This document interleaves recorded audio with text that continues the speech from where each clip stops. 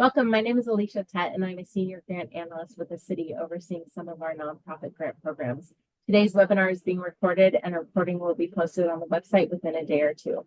All participants are logged in on mute with cameras disabled. However, you will have the ability to raise your hand and unmute at the end of the session for live questions and answers. If you have questions during the presentations, please enter in the Q&A at the top or bottom of your screen, and they will be answered as we go through, and if not, we will answer them at the end of the webinar. The chat box is not being monitored, so be sure to enter everything in the Q&A section. If you have questions after the webinar, I encourage you to reach out to staff directly, and our contact information is listed at the end of the slides. At this time, I'd like to let our other presenter introduce herself. Hi, I am Jody Marino, and I am the Community Events and Program Manager in the Public Affairs Department for the City of Elk Grove, and I also oversee the Event Sponsorship Grant Program.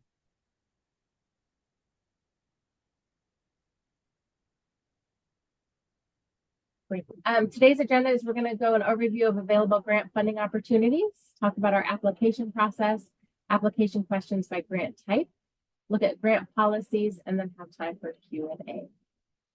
We do have a couple polls that we wanted to look at, get your information on. The first one we're going to look at is the population served. So this is a quick overview of who's being served by those that are on the call for today. And our second poll at this time is looking at prior funding. Have you received prior funding from the city before? This is not letting me show, but it does show that 51% are new to our funding, and 37% have received funding previously. So this grant webinar is really talking about 3 different grant funding opportunities.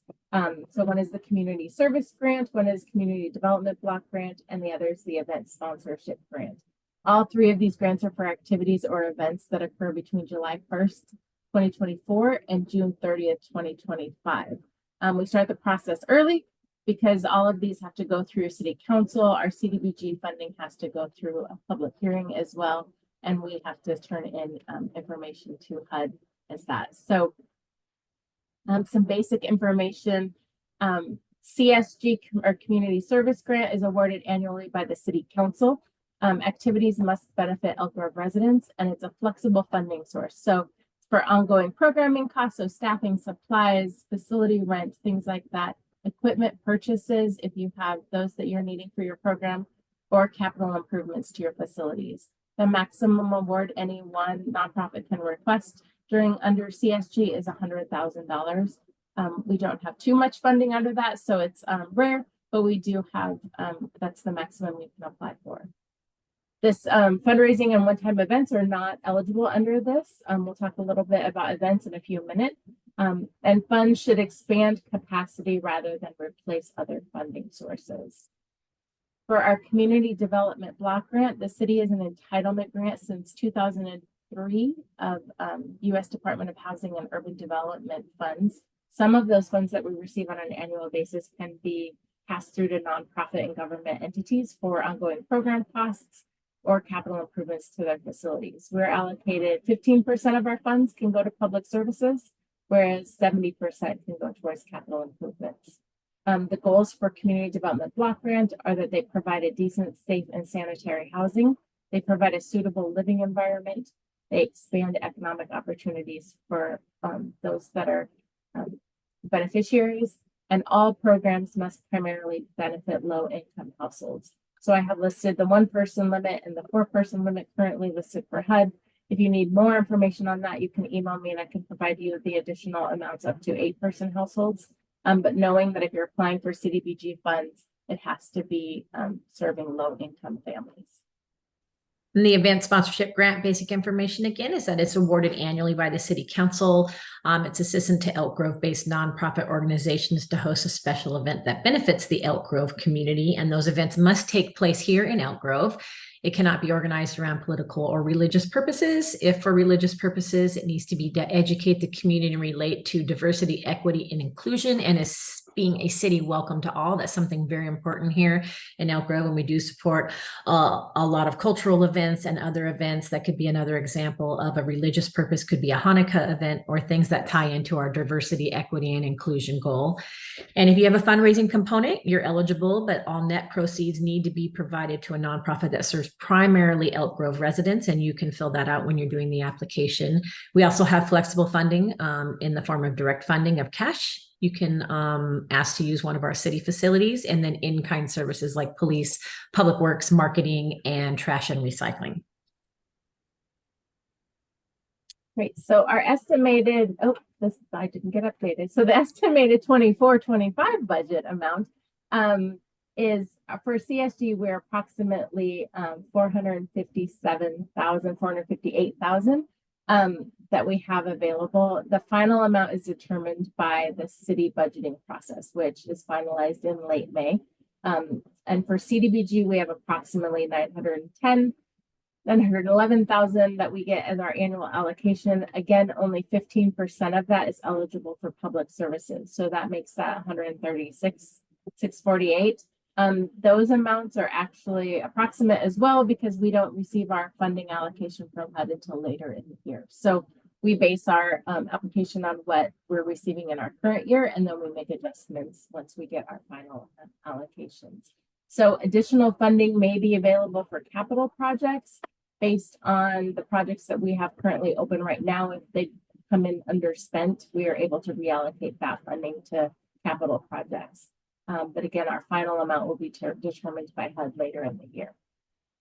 For our event sponsorship grant, we have approximately $380,000. The cash portion of that, as you see, is a lot less than the in-kind and facility use, because those costs are very high, especially things for like runs or where there's a road closure that involves a lot of police services, a lot of public works equipment, water barricades, road closure signs, things like that. So our in-kind and facility use number is a lot higher than the cash. So please keep that in mind if you're asking for cash. We did support around 40 different events last year, so that cash has to spread far for all of our nonprofits that we're looking to support. And again, our final amount is also determined during the city budget process. We currently have these numbers as placeholders. Great. So now that you know a little bit about the 3 different programs that we have, we're going to just ask a quick question about what type of funding that you think you may be applying for your organization, if you know at this point.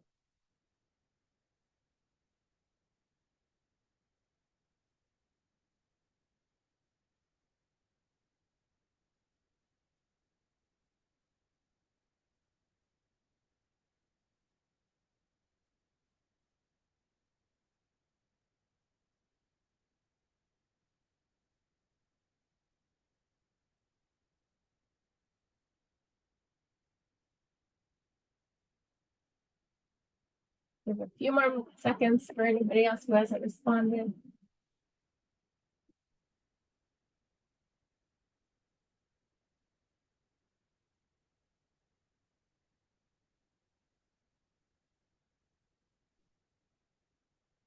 So it looks like a good split between community service, community development, block grant. I always lump those two together, and then event sponsorship, but between Jody's programs and mine. So that's good to know.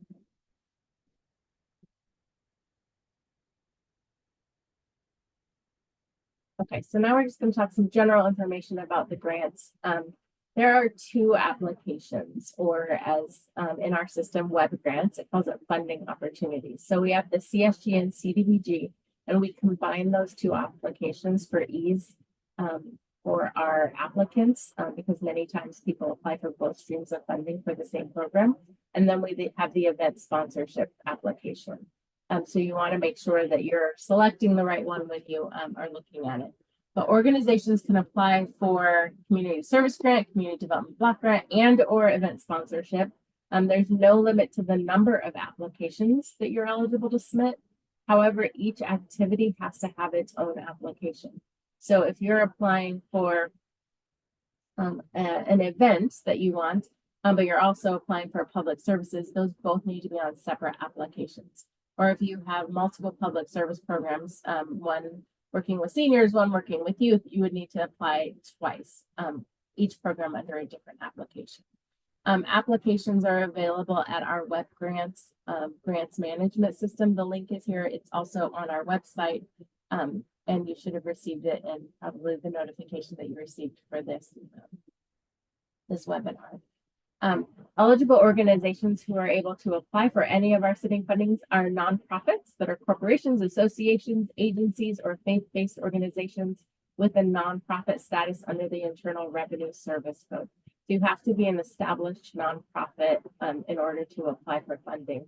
A lot of times people are kind of just getting up and running, and you need to be able to make sure you have all of your documents in place prior to being able to apply. We do accept applications from government agencies that are independent of the city of Elk Grove. So Elk Grove Unified School District, if they should apply, or Consumnes CSD.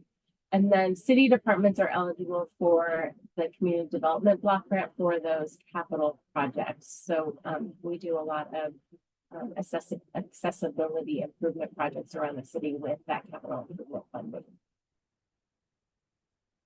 Applications and supporting materials are subject to disclosure via the California Public Records Act. So unless otherwise exempt under applicable law, everything that you submit through your application system, or if you're awarded a grant through your reporting or any of your your reimbursement submissions, they're all they all can be public record, disclosed on their public records. So requesting parties may be given a read-only access to the applications if they ask. Occasionally we are asked for program files or copies of all of the applications. So just please know as you're submitting documents that if you want to make sure that you're redacting any confidential information. So if you're running a program that has confidential locations or address, you're redacting some of that information prior to submitting. Or if you're submitting like your budgets, you don't have bank account numbers on that or anything like that. We do have two different application deadlines. And again, this is to help our applicants a little bit in understanding the two different programs that we're accepting applications for. First is the community service grant and the community development block grant. Those applications are due February 14th, whereas the event sponsorship grant is due February 23rd. We give you a week in between. Some of this is also because sometimes for CSG or CDBG, I'll get an event application and it gives me a chance to look at it and say, nope, that's not what this program's for, and give you time to apply under the correct one. But we do space those out a little bit. And I'm sure we'll say this again, but the applications close automatically at 11:59 p.m. that night. And there's no flexibility in terms of the way that the system allows you to submit after that. So some general information about community service grant and community development block grant. The type of eligible activities, and this is an incomplete list, but it really talks about you could do services for low-income households, youth, seniors, persons with disabilities, persons experiencing homelessness, persons with mental illness, veterans, foster youth. You could do food assistance programs, so a food pantry or a meal service program for seniors. Job training and education is eligible, recreation and sports programs, public safety and crime prevention, housing assistance programs, improvements to existing facilities, or acquisition or purchase of new facilities.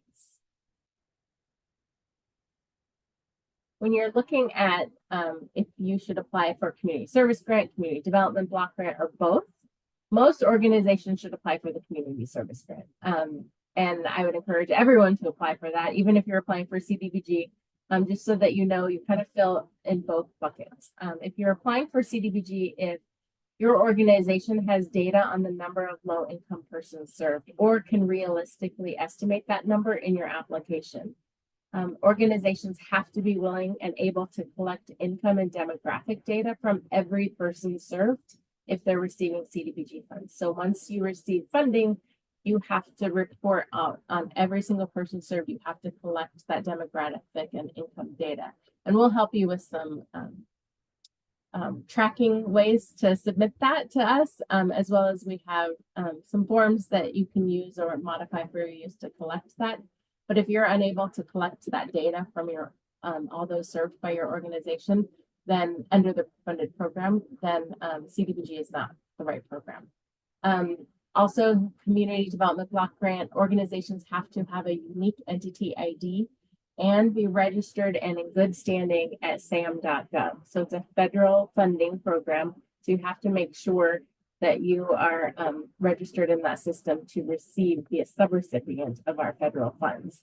CDBG has additional eligibility and reporting requirements, while CSG is the most flexible funding source of the two. Applying for more than one will not hurt your chances of getting a grant. It gives us the opportunity and the flexibility to help determine which is the best funding source for the program that you're requesting funding for. This is a list of an incomplete list of some of the eligible costs and ineligible costs for the community service grant and the community development block grant.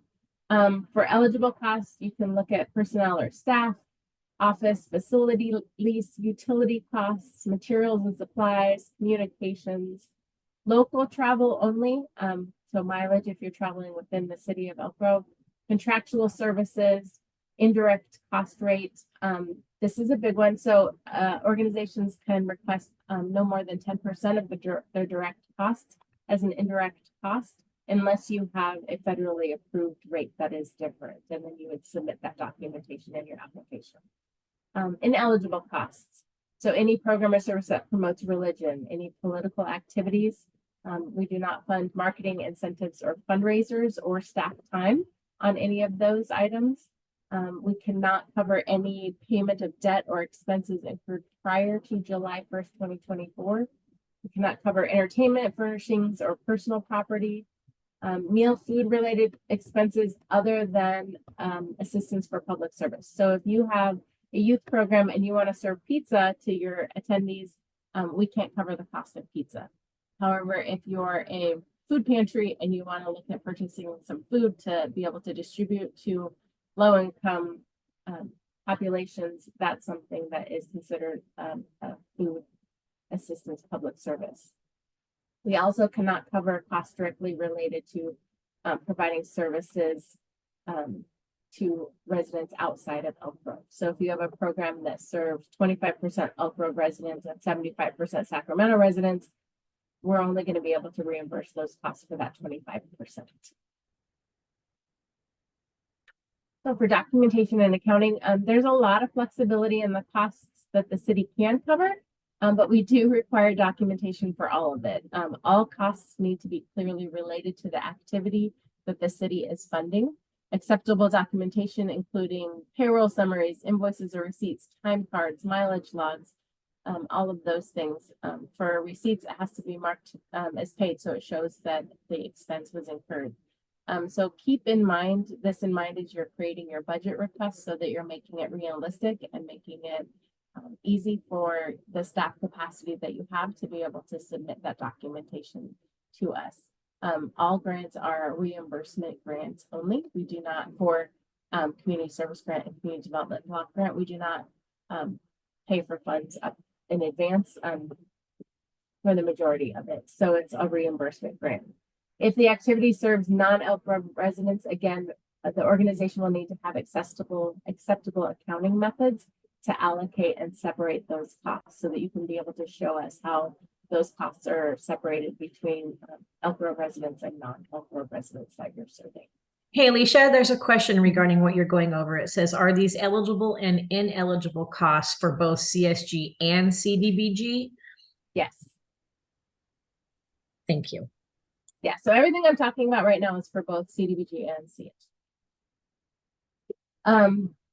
For funding requests, if an organization is not going to provide increased services or help more people than what they're already doing, then your request should explain why your current funding is insufficient, and what your need is and why you're requesting funds from the city, especially if it's a program that's been operating for some time. If the proposed activity is serving non-Elk Grove residents in addition to Elk Grove residents, you need to calculate the percentage of time spent on Elk Grove participants and request no more than that percentage on any budget line item. So again, if you're serving 25% Elk Grove residents and 75% Sacramento residents, then if you're requesting a certain amount for personnel to operate that program, you should only request 25% of that person's time, since the other 75% would be allocated towards non-Elk Grove residents.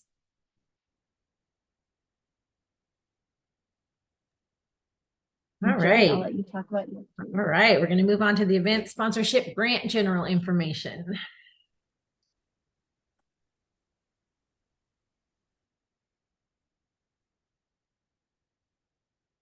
Oh, I think you went it went ahead 2 slides. I think there must be a delay in my clicking.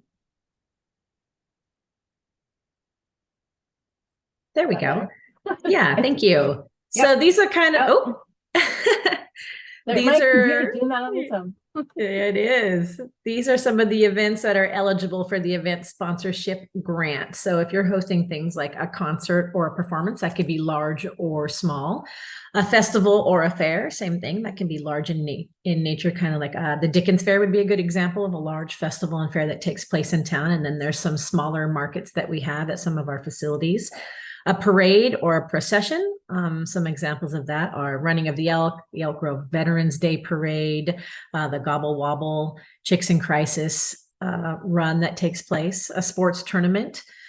We had a pickleball tournament one time that had applied and that attracted a lot of people. So that was one that we rewarded recently, a run, walk, or race. A lecture series, symposium, or conference if it's open to the general public and meets the criteria for the events. Or if you're doing a breakfast, lunch, dinner, or a reception fundraiser, some examples of those could be like the Bounty on the Boulevard event that takes place at District 56. There is a carnitas feed that's taken place over there, and some other large events that have a large audience and that they qualify for the event sponsorship grant. All right, next slide. There really is a delay, sorry. That's okay. And now it's going to go too fast. That's okay. I'll read really fast. We're currently not in any health restrictions, but we do keep this slide on here, and we do have a clause on the application as well as our contract that should anything happen again, fingers crossed it doesn't, but that anyone that would be applying or hosting an event would be required to comply with all applicable public health restrictions. So they come from the federal and state to our local government here, and then we also have our own guidelines and regulations for that. And we're going to work with you. So if anything does happen, we can talk, we can figure it out. We can also give advice on how to pivot and change your event to meet with any kind of restrictions that might come on in an emergency. And then anything that's changed after the award has been determined, it could result in a change in funding or the use of facilities and the in-kind services awarded. But again, we are going to work with you to make sure you have a successful event.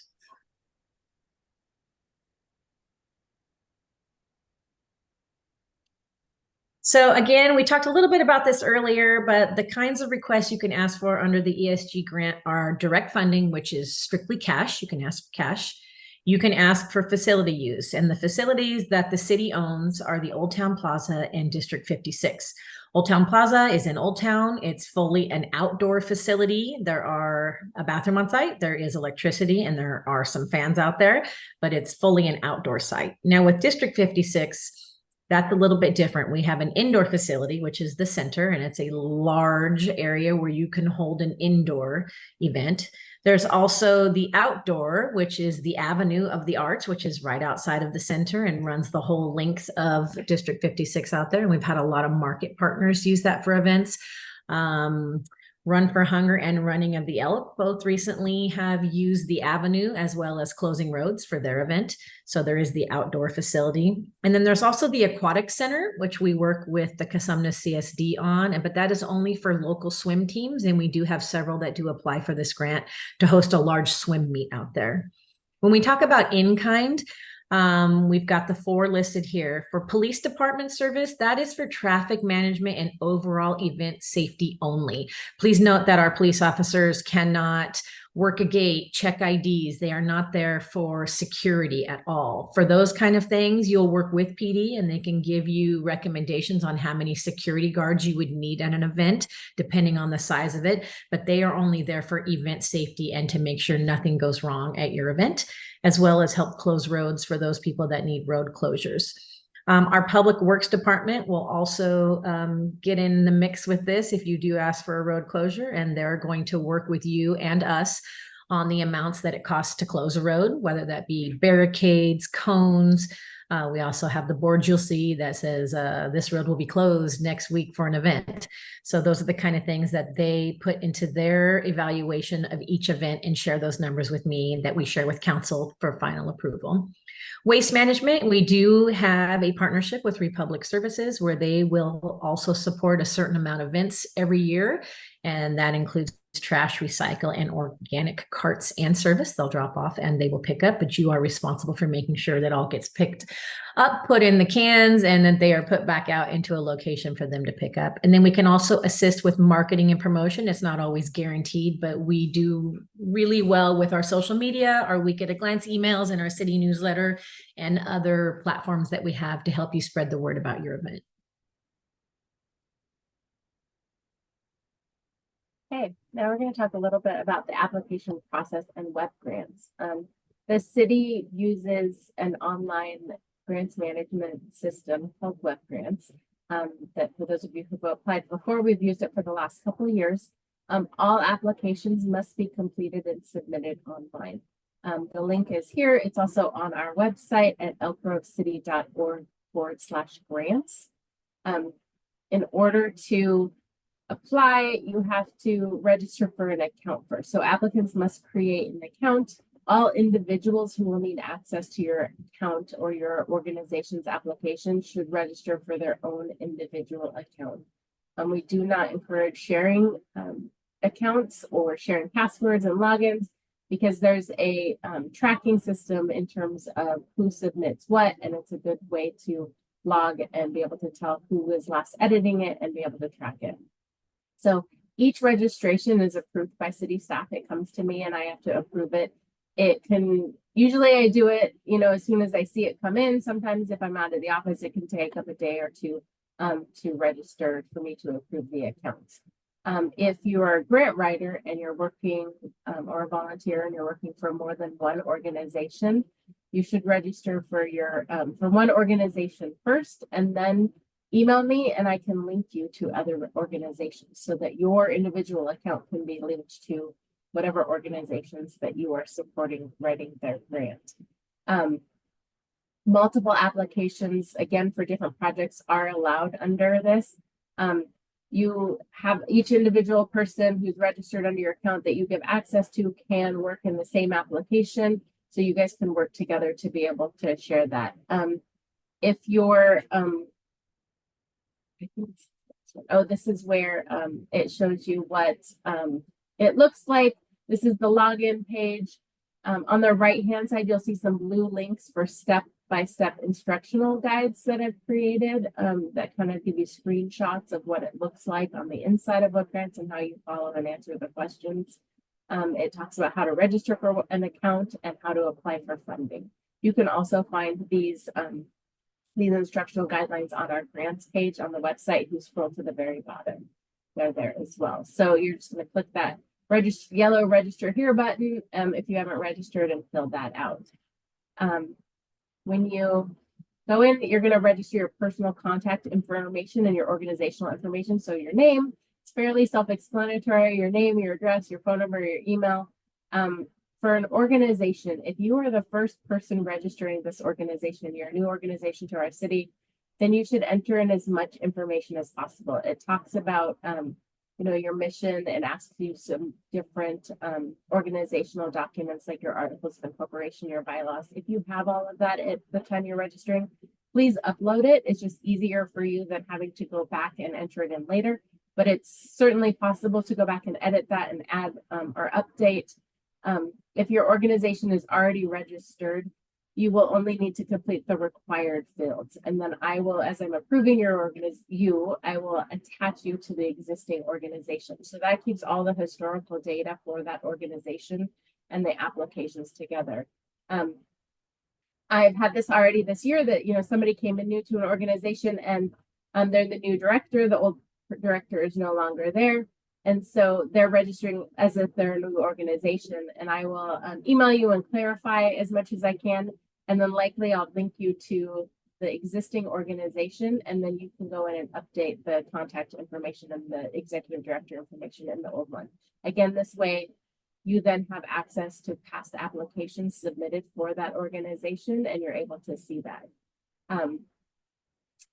Again, all applications requesting CDBG funding must have a SAM unique entity ID. And so there's plenty of links throughout the application that show you how to get there, but it's just sam.gov.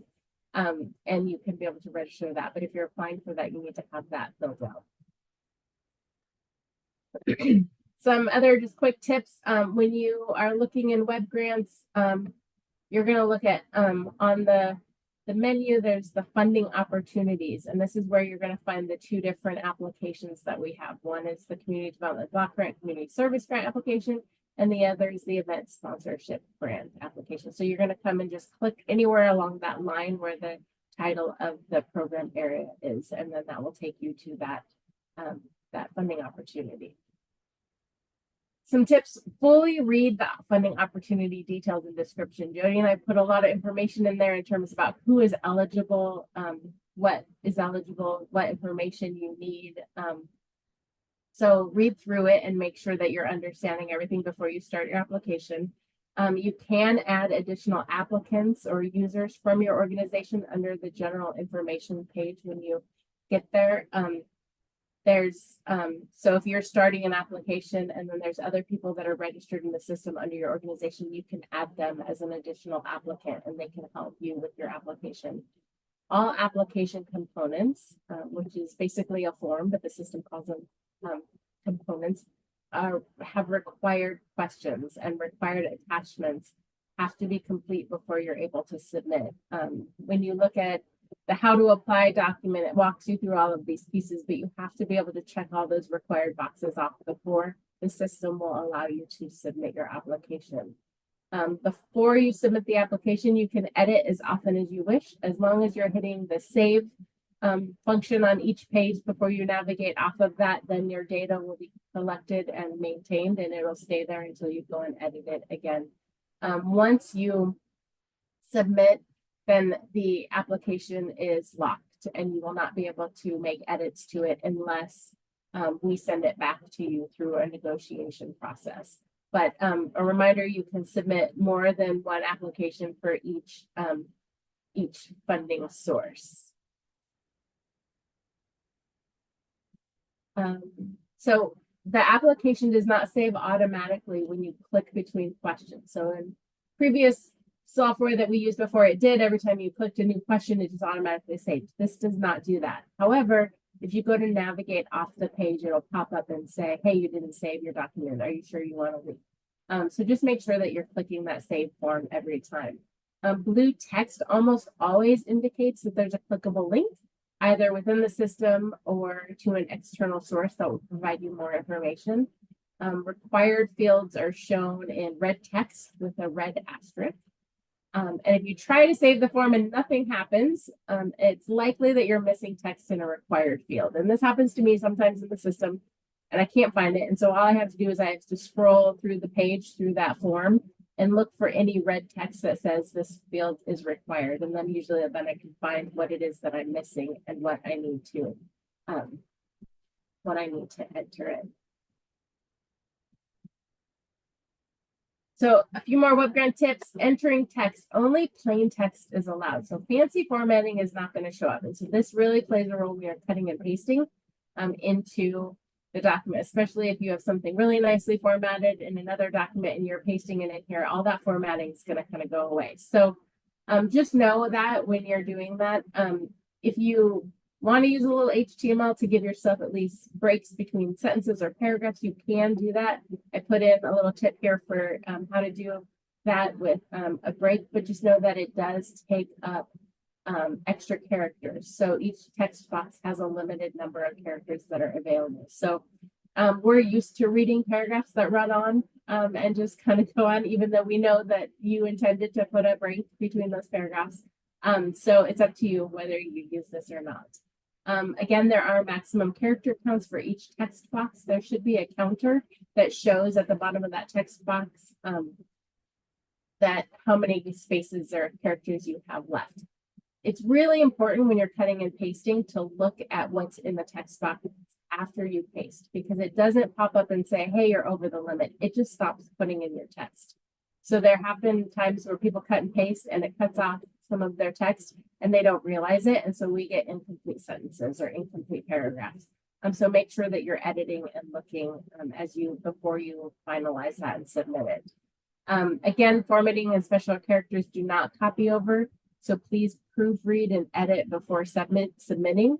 An easy way to paste without formatting when you're cutting and pasting is to do Control-Shift-V instead of Control-V. You want to do that, and then it just automatically clears out any of the formatting that you already had in your text. Attachments. The attachments section for all of the applications, it lists a list of required documents that are needed for your application. We encourage you to check this required attachments page early. So I would do it first thing when you start your application so that you know what documents you're going to need, because sometimes they take a little bit to pull together.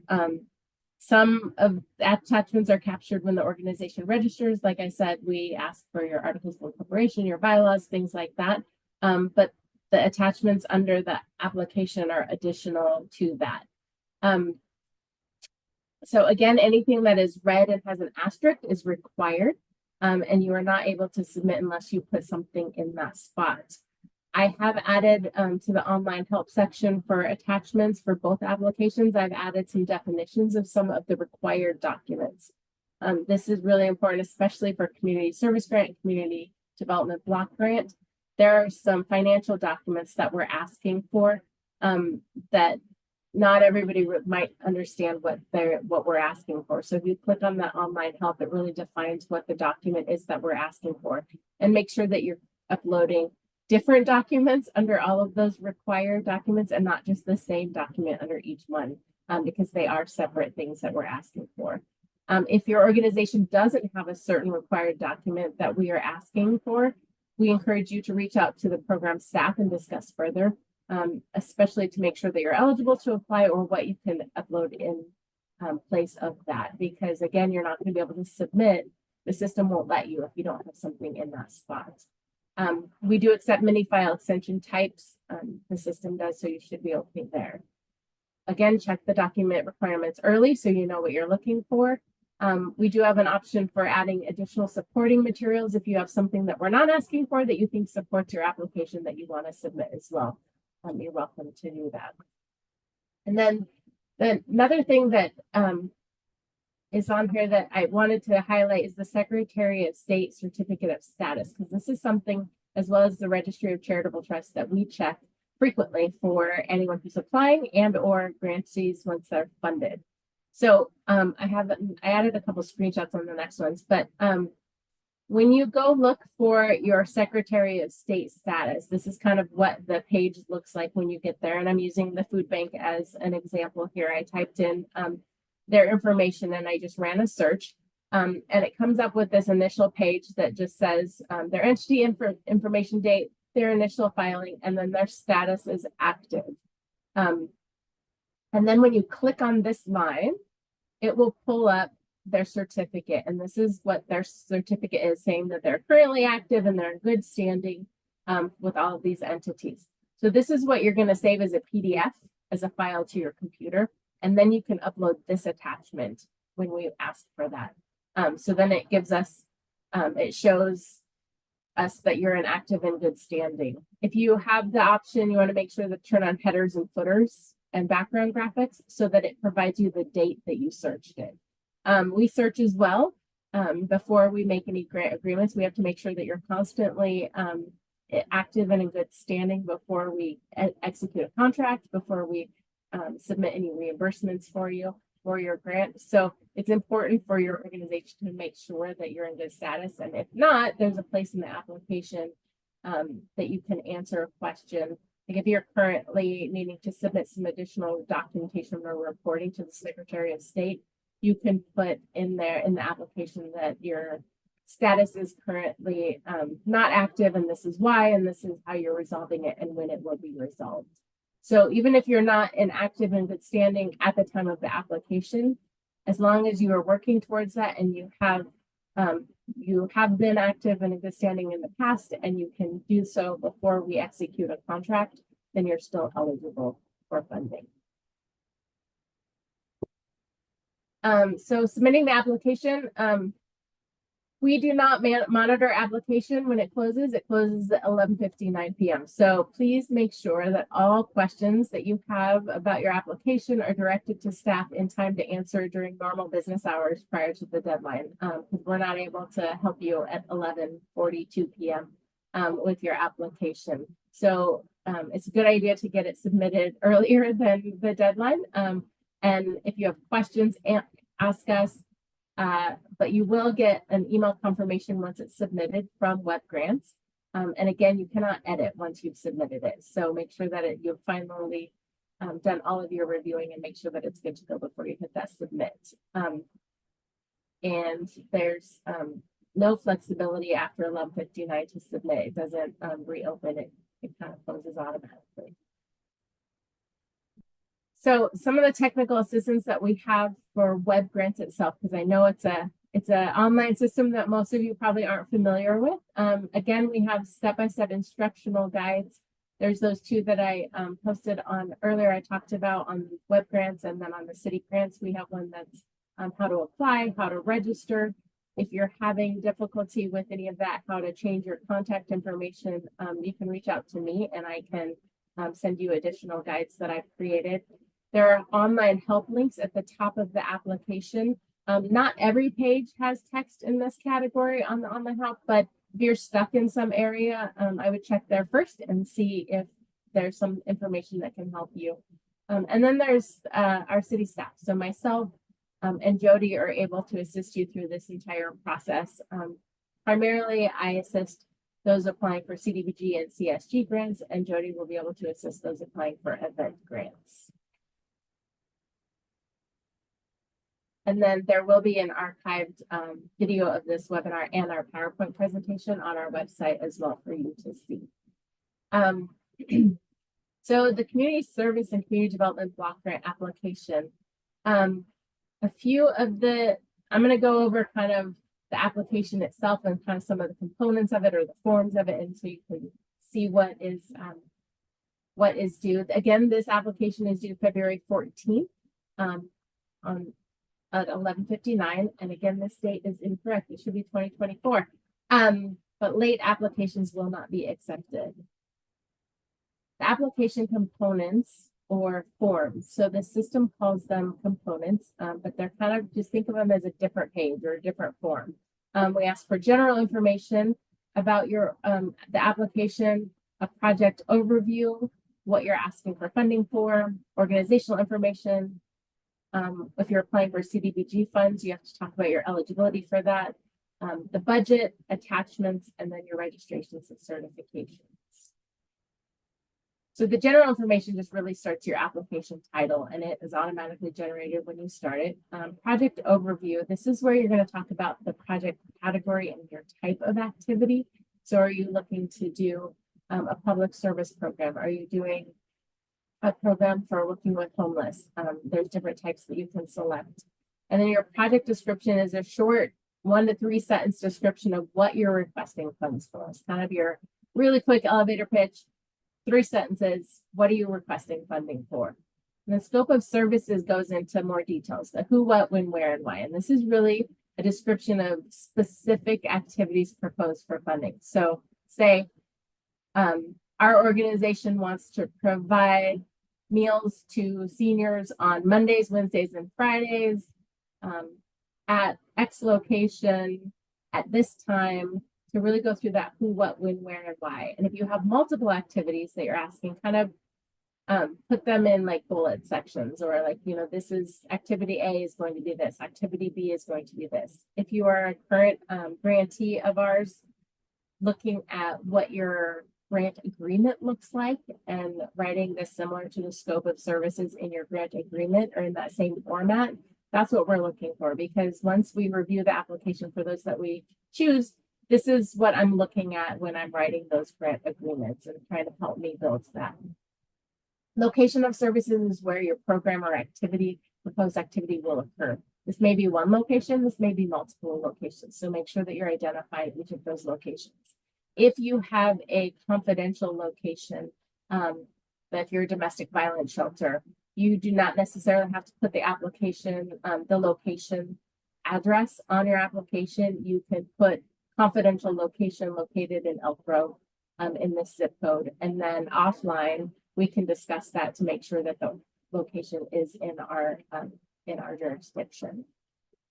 Project timeline, you're going to talk about start and completion dates, how often you're going to offer the activity, any significant dates or milestones in your project. Again, this is for services for July 1st, 2024 through June 30th, 2025. So making sure that they fall within those. But you're talking about, if you're running a meal program for 6 months, that you're talking about when that is, and it's 3 times a week for how long. And then the cost to participate, if there is one, if you have a cost for your beneficiaries. And then we look at who you're serving and your beneficiaries, again, for the time period of July 1st through June 30th.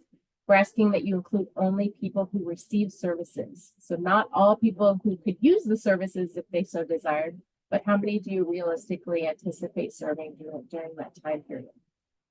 We ask that it's an unduplicated count, so not counting the same person or household more than once, even if they're receiving services every day or multiple times.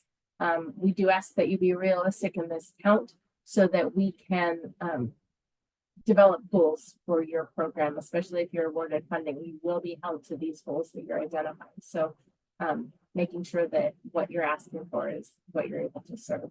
And then persons versus households. So it depends on how your organization tracks those served. If you're tracking clients as persons or households, you just want to identify that so that we're aware that those numbers that you're counting are persons or their households.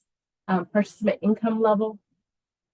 We're asking you to identify approximately how much of those participants are low income Elk Grove residents, how much are non-low income Elk Grove residents, and then how much are outside of Elk Grove.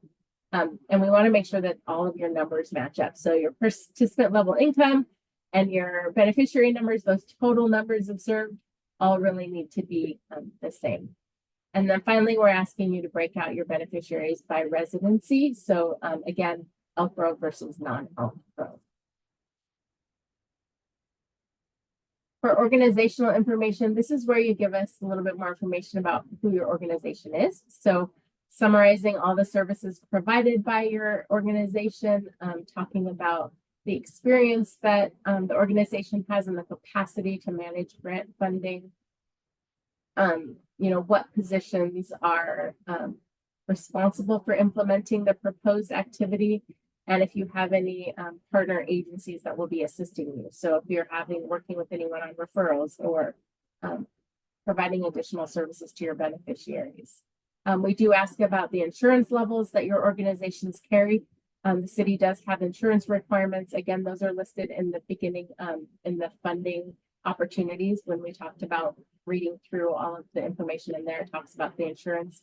You will need to provide a certificate of insurance for those that are awarded funding before you receive a grant agreement. So making sure that you have that. We asked about other grants if you've applied for other funding in the last 2 years, identifying what other funding you've received or you've been, if you've applied and maybe didn't receive it, but identifying that. This is a big one, partial funding. So we're unfortunately not able to always fund everybody at 100% of what their request is. We have a lot of requests that typically come in. I believe in the past we've had like 2 million in requests, and we definitely don't have that much funding.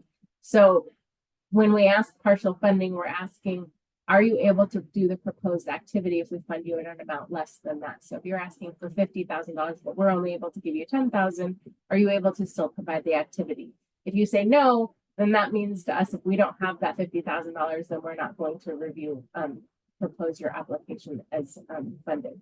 But if you say yes, and then you explain to us, okay, at a lower amount, I'm able to reduce the number served by this amount, or, you know, if I'm funded at 50%, then I'm able to provide X services. So really defining what you're able to do at a partial funding level so that we're able to make that calculation.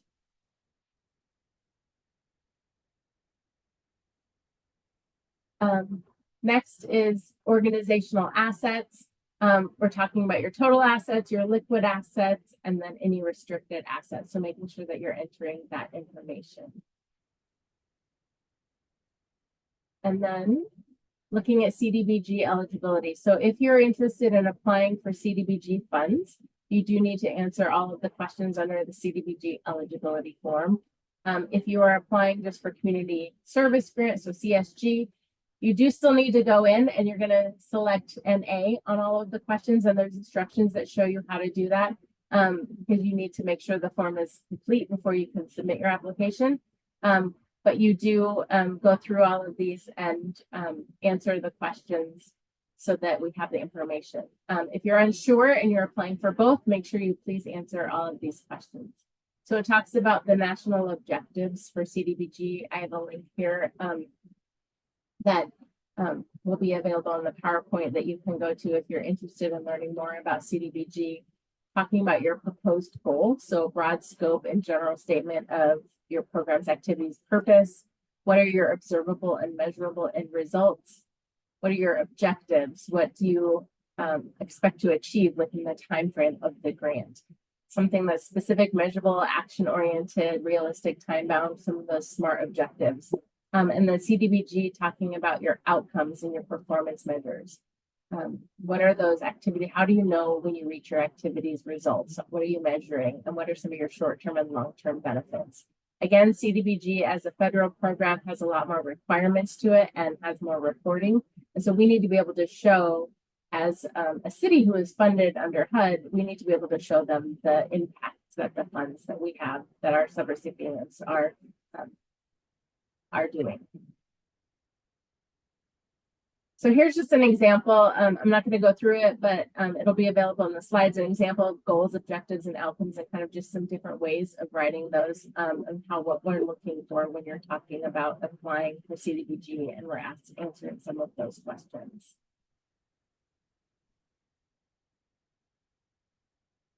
And then next, we're going to talk about the budget. So we ask that you complete the form to make sure they detail the full cost of providing the proposed project. So there's an area that talks about the requested amount. That's what you're asking the city to pay for, and what the organization is requesting for grant funds. The matching funds category should be all the other funds that you have that are going to go towards that activity. So if you're asking us to pay for a portion of your facility rent costs, and your facility is $30,000 a year, and you're asking the city to cover $5,000 of that, then in the requested amount you're putting $5,000, and in the matching you're putting $25,000, because clearly you have your matching funds to be able to cover the rest of that. So you're wanting to make sure that's in there, and then you have an in-kind contributions area that you're able to put as well if you have non-cash value of or non-monetary contributions. But the budget summary and the application, there are common categories of expenditures that are pre-filled in, that the typical things that people ask us for funding for. Again, it's covering staff time, personnel, or facilities, or utilities, or program supplies, things like that. Those are pre-filled in. So if you have any of those activities, the funding areas that you're asking for money for, you're going to put those in there. There's a line item for indirect costs. So if you're asking for the city to cover any indirect costs on your application, that would go under that line item. Again, we are able to fund indirect costs up to the 10% de minimis indirect cost rate, unless you have a federally approved rate, but then you would provide us a copy of that, and then we could look at a higher cost allocation.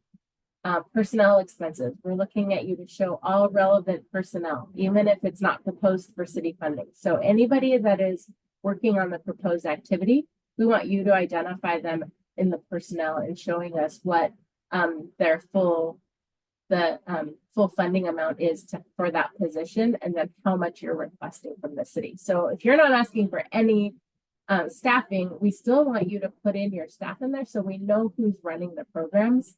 And then you would just put 0 under the amount of requested amount, and all the rest would go under matched amount. But Alicia, there was a question regarding that. It says, are we to include personnel expenses for those not working on the proposed Elk Grove project? No, we're only asking you for the project that you're requesting funding for.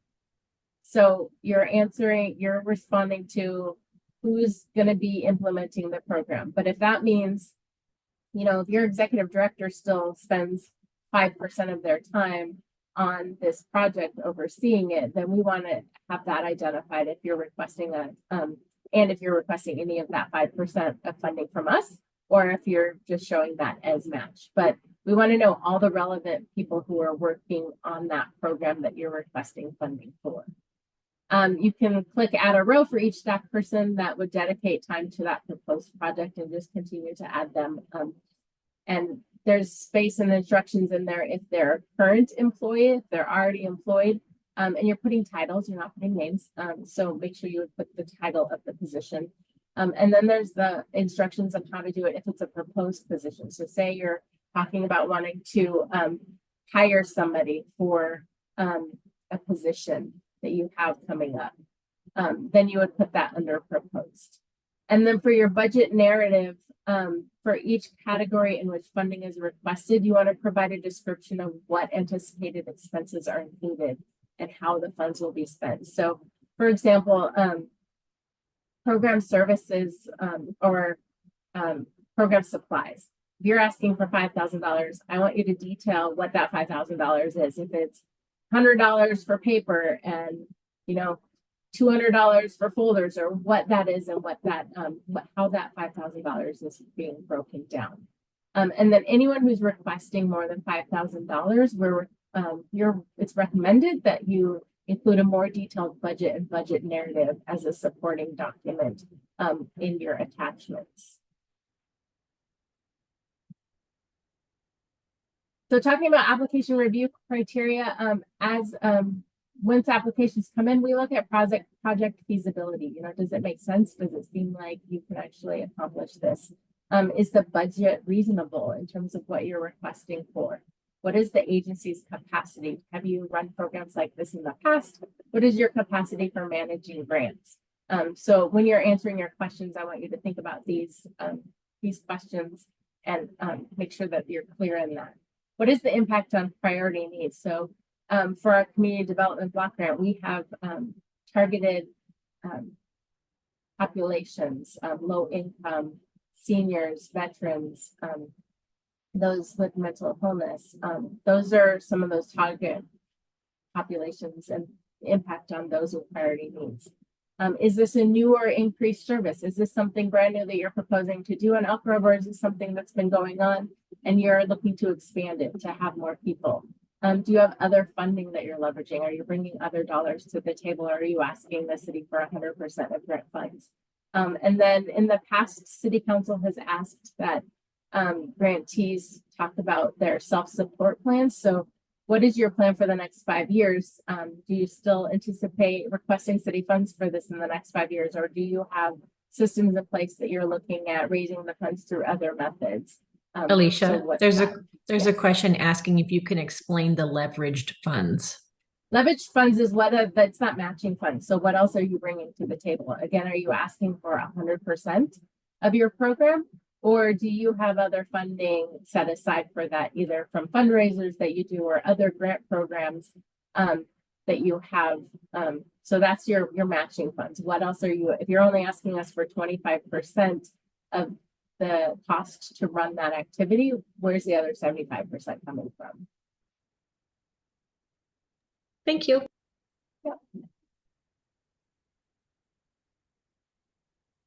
Okay, and then our review process is once we receive applications, we quickly as possible, get through them and review them and have all of our reviews review them and submit questions. Anything that we need further clarification on, they'll submit them to me and then I compile them all and I send questions back to grantees. And almost every single applicant will get questions back on their application. They come through web grants. You'll get email to whoever is associated with that application. So if you have just one staff person who submits it, they're the ones that are going to get that those questions. If you have multiple people associated with it, then they should all receive it. But there'll be questions. It'll be in a Word document, and you'll have instructions of answering the questions and then re-uploading them to your application. And then we usually have a short turnaround for that. So maybe a week you have to respond to those questions. We do ask that if you're able to, please respond so that we can fairly evaluate your application. Sometimes the questions are just simple clarification, trying to understand the program more, especially for those of you that are new and we aren't familiar with your organization as much. This gives us a better idea to be able to ask some of those clarifying questions. And then we take those responses back into our final deliberation in terms of the recommendations that we make. So if you fail to respond, it means we have less information to provide our executive team and should city council should questions arise. So the time frame for the CDBG and CSG application is the application was released on the 12th. Then we're at today. Deadline is February 14th. We review from February 15th to March 11th. And then the preliminary awards, staff recommendations of awards will go to City Council on March 27th. So please note the March 27th council date. This is where funding recommendations are presented to council. So an agenda and links to the staff report detailing funding recommendations will be emailed to you on the Friday before the meeting. They're also available on the city's website with city council information. Applicants can attend the meeting and or view archived meetings on the city's website for city council. But this is where you'll find out the information on what proposed projects are being recommended for funding. And then after that, we have the CDBG action plan has a 30-day public review period that goes out. And again, this is why we start so early, because we have to have 30 days. We have the action plan that's out for public review that the public can view it and make comments. It talks about who's proposed funding for CDBG funds. And then we take the whole package back to City Council on May 8th for final awards. And then typically around that time is when the city does their budgeting process, early or late May. And then that's when the community service grant and Jody will talk about event grants, when those funds will be finalized formally by City Council. And then the funding year begins July 1st. So one more quick poll. This one. It's always, I'm going to have a survey at the end, but this is a way for us to look at kind of some of the critical programming. So looking at these options, we're asking you to select the top 3 priorities that you feel Elk Grove should address within the 24-25 program year.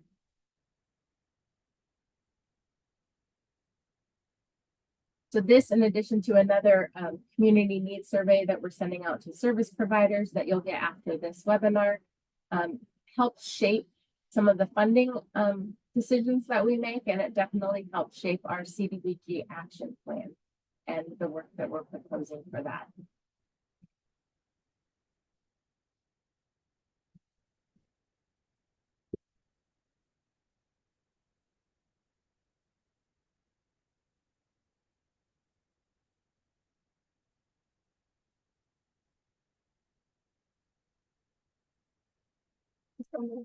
Some are still coming in.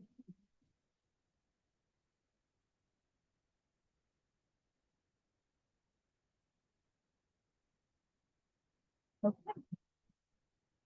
And then just to share so you guys can all see what everybody's answers are. It's kind of equal across the board, some more than others, but it's always a good help. And then, as I mentioned, we'll have a survey that you're going to get sent at the end, if you wouldn't mind participating in that as well to give us a little bit more information. And then Jody. There's a few questions still in the Q&A, Alicia, that go more towards your grants. I left a few in there for you to answer, so don't worry, folks that have asked those questions, she'll jump in there while I'm going through the ESG applications. As Alicia noted, they are due by February 23rd at 11:59 p.m. and web grants does shut down, so late applications will not be accepted. So make sure and get those in there. We have some of the same components and forms that Alicia does. There's a general information tab, an overview. The overview is like, what is your event? Where is it? What are you doing? The sponsorship request is, what are you asking for from us? Are you asking for cash? Are you asking for in-kind? Are you asking for marketing details? You'll see that when you're in there about your event. Who are you serving? What's your audience? Are you drawing people from outside the region? Is it just going to be local? Like, who do you think is going to come to your event?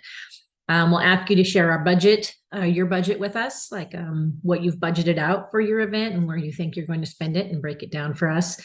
And we will ask for those same registrations, Secretary of State and Registry of Charitable Trust. Again, we cannot contract with you if you are not fully accredited with both of those services. And we do check before, once you apply, before we go into contract, before we pay you, and before every event. And then any other attachments, and we can go over that in a little bit.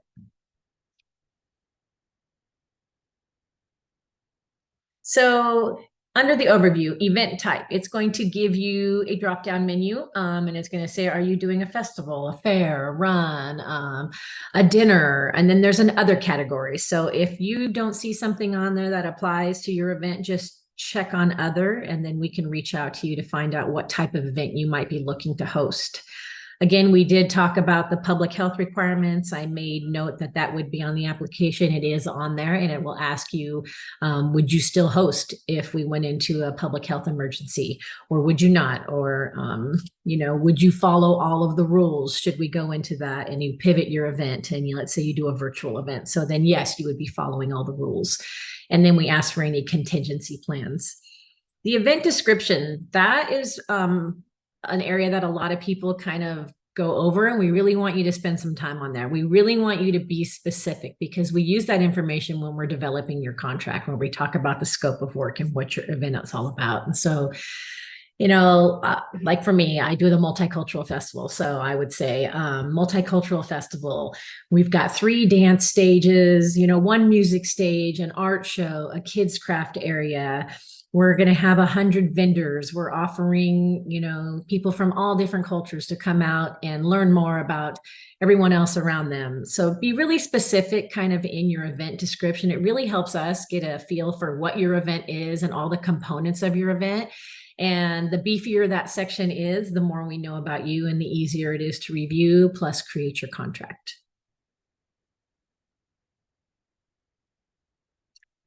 Dates and event location of the event. So if it's unconfirmed, you can just put an anticipated date, and then you can let us know as soon as it is confirmed. But it is very important to make sure and update us, especially if you're asking for one of our facilities, because I will tell you that District 56 is being booked all the way into 2025 and beyond right now. So weekend dates are hard to get. So just make sure that if you know the date, you put it in there. And if anything changes, you can let us know. And the hours, we're asking you to be specific on your setup and teardown, not just that your event is from 9 to 5, but that you want to set up at 7 a.m. and you think you'll be done by 8 p.m. That really helps us when we're budgeting.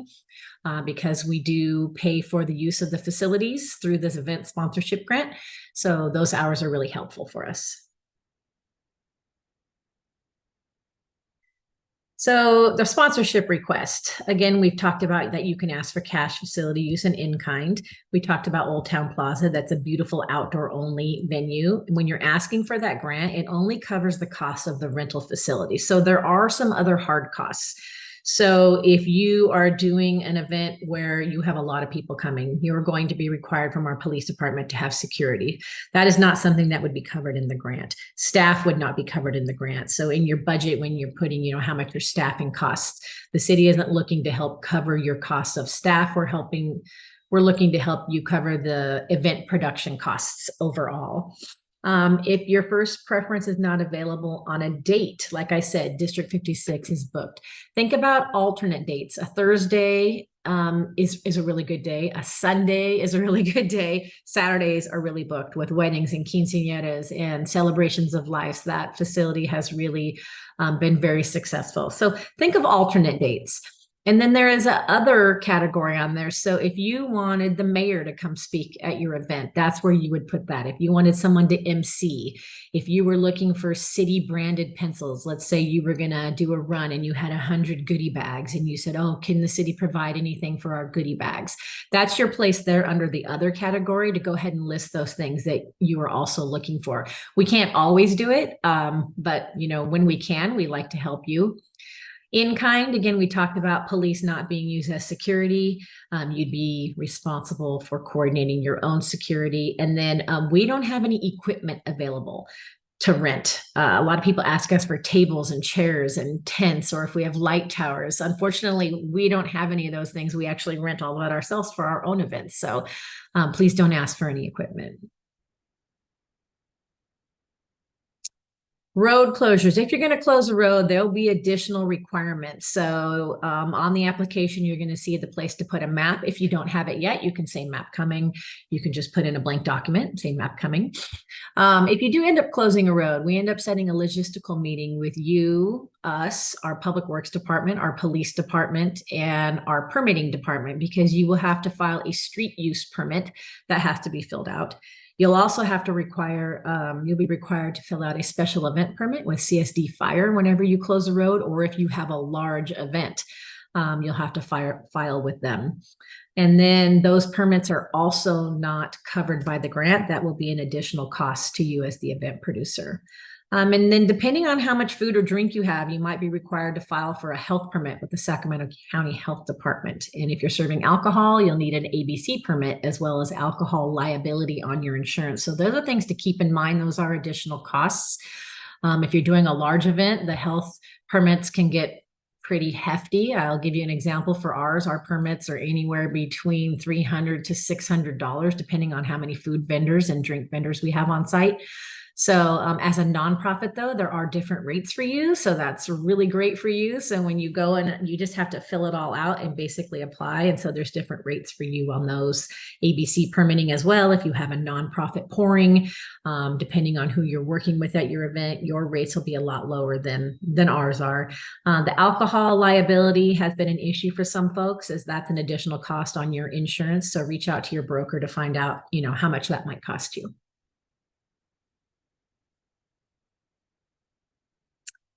Food recycling. So California Law SB 1383 is aimed at reducing short-lived climate pollutants and equates to food recycling. So we're going to work with you at your event, and we work with Republic Services, and they have a guy that is designated to help with all of these events. You'll fill out a form for him, and based on the size of your event, they'll determine how many carts you will get. You will get trash, recycling, and organics if you're having food vendors at your event. It's really important that you keep those together, keep those bins together, so people see that they have different options when disposing of their garbage. I'll tell you, it's not always easy. They do end up in the wrong carts, and that's going to happen, but do your best to keep the carts together. Eventually, it's going to be mandated and enforced, and we're working on our side too with the same thing, where you might be able to get a Girl Scout or a Boy Scout troop to come out and help you if you have a really large event and you have a lot of carts on site, to make sure people are putting their trash in the right carts. But for now, we ask that you really just do your best, put those carts together, and make sure that your food areas have a lot more of the organics carts too, so people can dispose of that properly.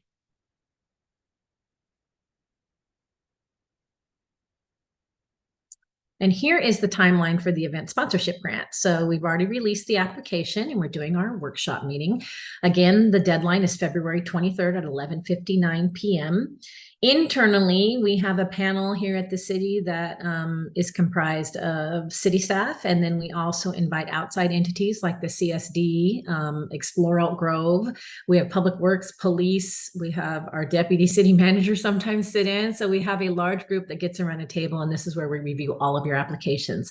So when I talked about more is more instead of less is more, please make sure you beef up all those sections so we have a really good idea of what your event is about.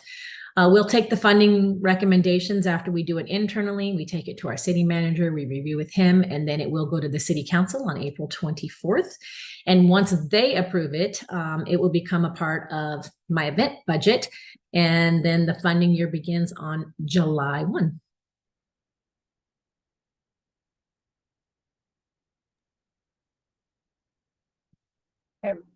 Now we're going to talk to some general grant policies for those that are awarded funding.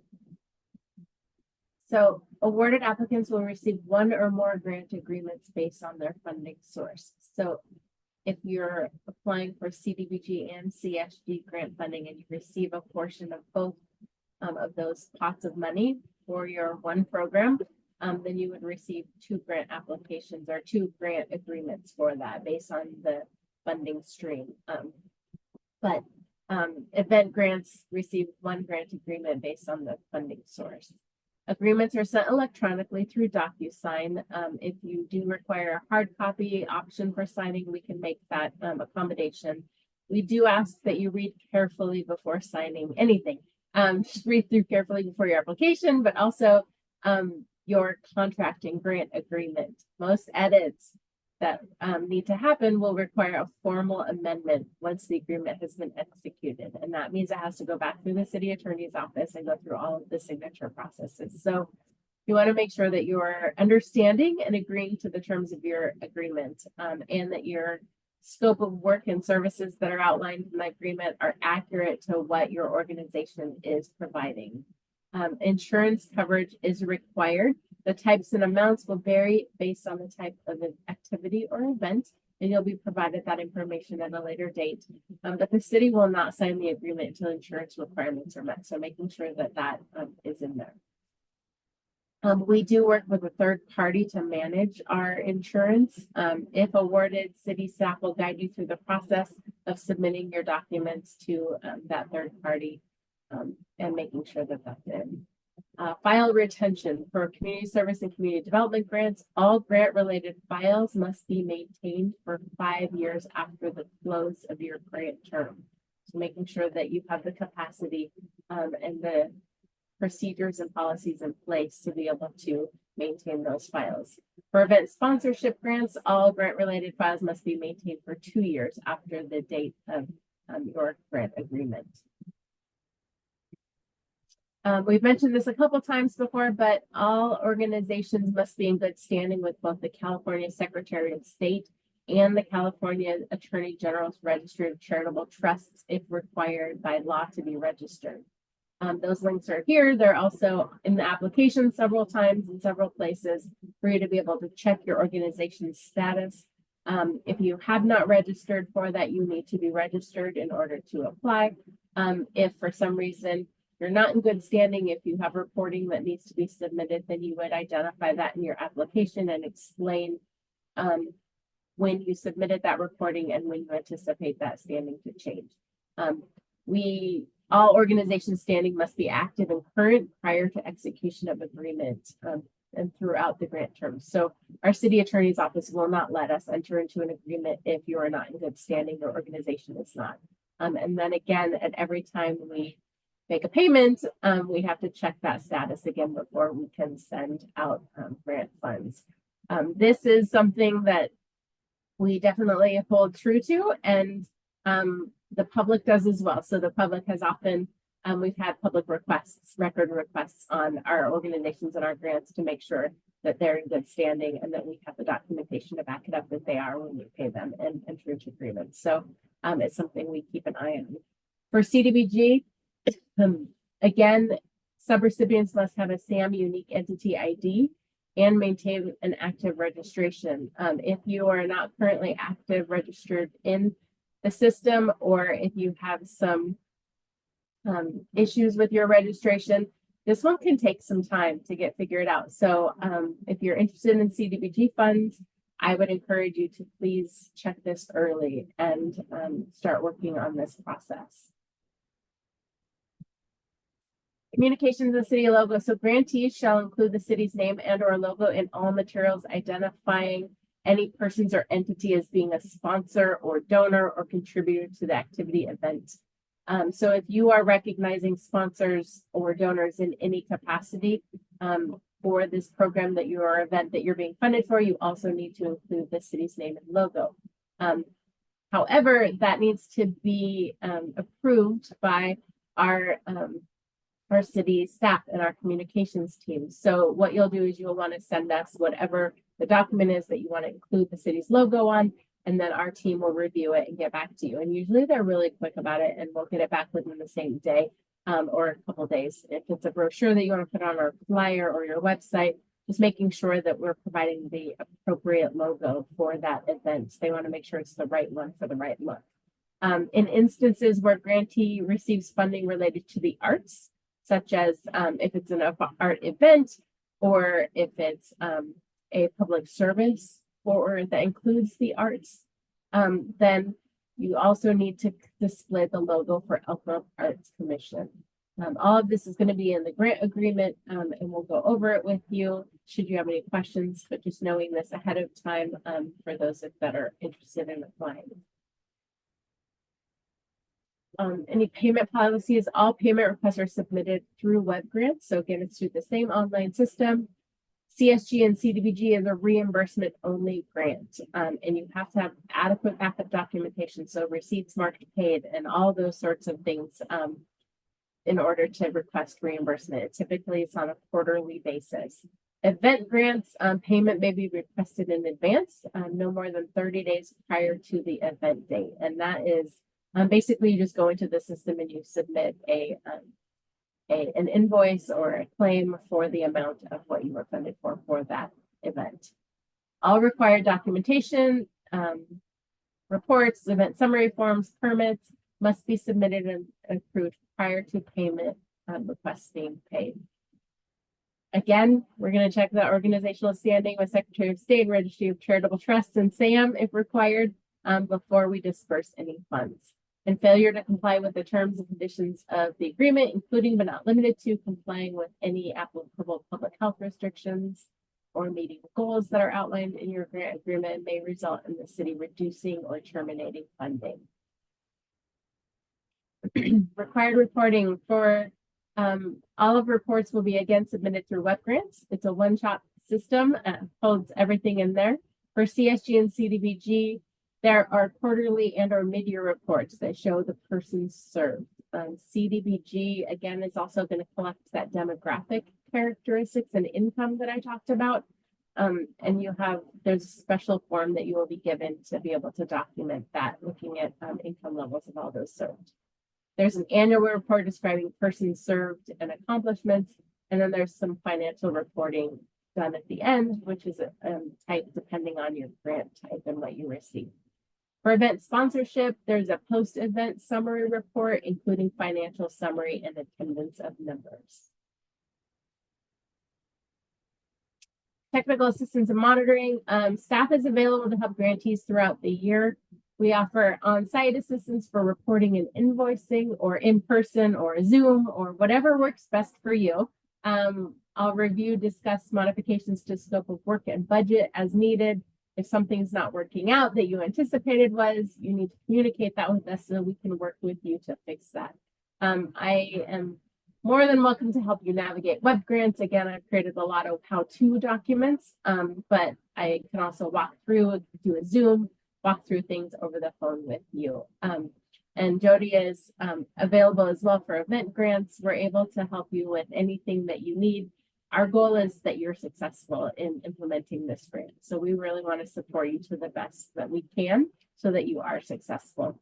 And we don't want any surprises at the end of the year that, something happened or came up and you weren't able to fulfill your commitment or get reimbursed for your expenses.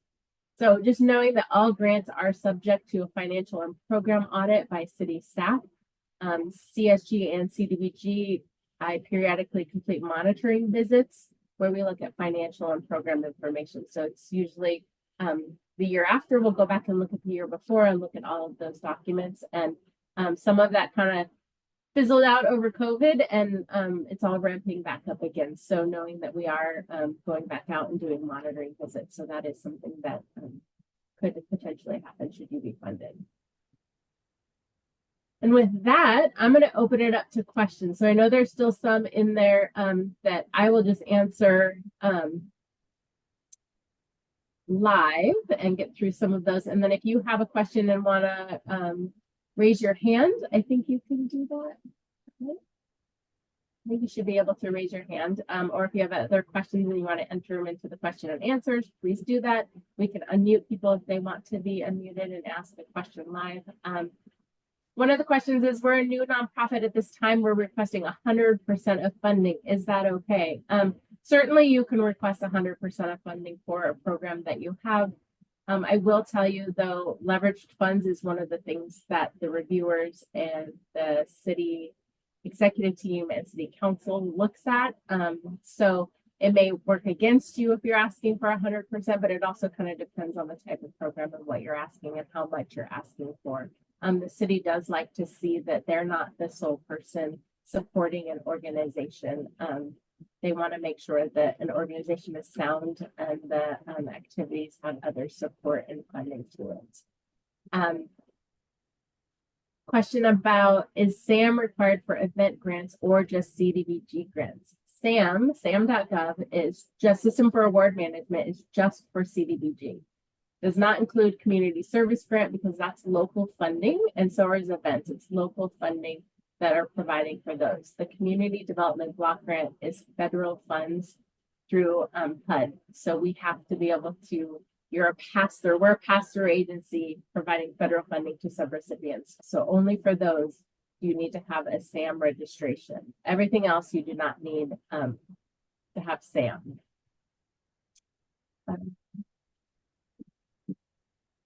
Can you further explain the Registry of Charitable Trusts? So all nonprofit organizations have to be registered with the Secretary of State as well as the Attorney General's Registry of Charitable Trusts. There's a few exceptions by law, and I am not an attorney and not good at being able to tell you which ones those are. So I would recommend if you're a nonprofit and you have a board, if you have an attorney on your board, or if you have legal representation, ask them to look into that. You can look in, the links are on the website, but you can just Google search it. And each of those websites has more information about what is required as a nonprofit in the state of California. But I just need, you just need to go and research it and make sure that your organization, if required by law, has those registries. So unfortunately, other than guiding you to their website, I can't really provide too much more guidance on that. Jody, questions, are post-grant reports due 30 days or 60 days after the event? Typically, they're due 60 days after the event. However, sometimes we do reach out sooner and just will ask for a portion of it because we have quarterly reports that are due to our city council. And those are typically when we're asking just for your attendance numbers. So those are things that sometimes we need to get sooner than 60 days after an event, but typically we give you 60 days. All right, I think those are all the questions that are open. Anybody else have any other questions?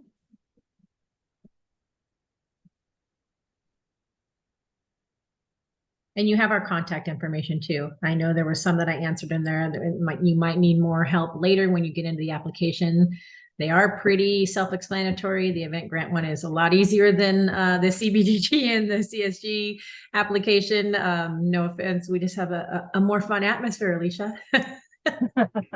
Mine is definitely more. One of the questions, we had a couple more questions come in. One is about how long is the SAM process? And that is a hard answer to answer.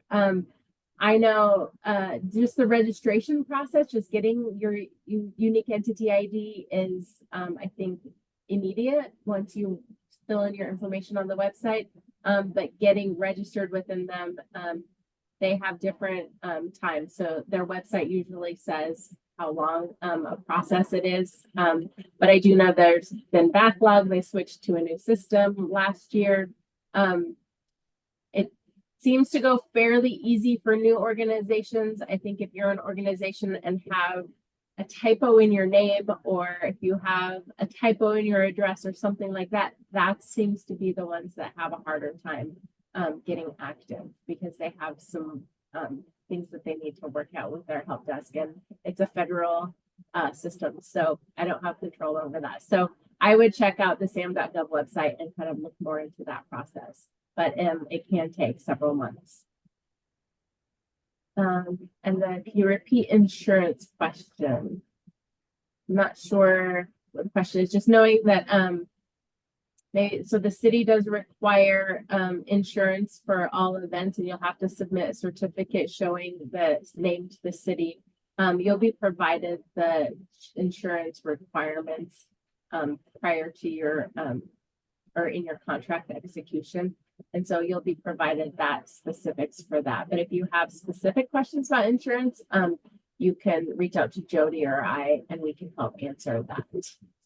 Yeah, they're pretty standard, at least for the event sponsorship grant. The only thing that differs on insurance is if you're going to be serving alcohol or not. And that's where then the alcohol liability would come in. Okay.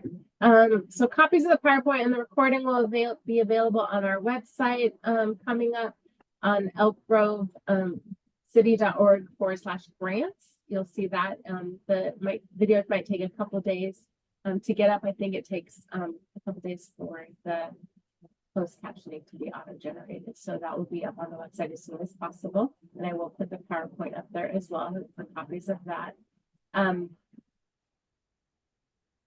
You will, after this attendance, you'll get an email that will include a community service, a community needs survey, asking some more questions just to help give us guidelines about kind of what you're seeing out in the field in terms of service provider for our residents, and what some of the most prominent needs are, especially for as we're allocating community service grant funds and community development block grants. So if you have a few moments to do that and take that survey for us, we would greatly appreciate that. And then you will also see,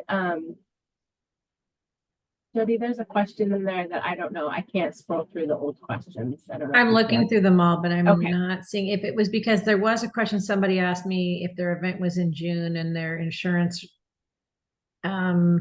is up in May, what do they do? And I said, go ahead and send us the one that you currently have, and then we'll work with you as we get closer. And you'll also get a notification from our insurance tracking company saying, hey, your COI is about to expire.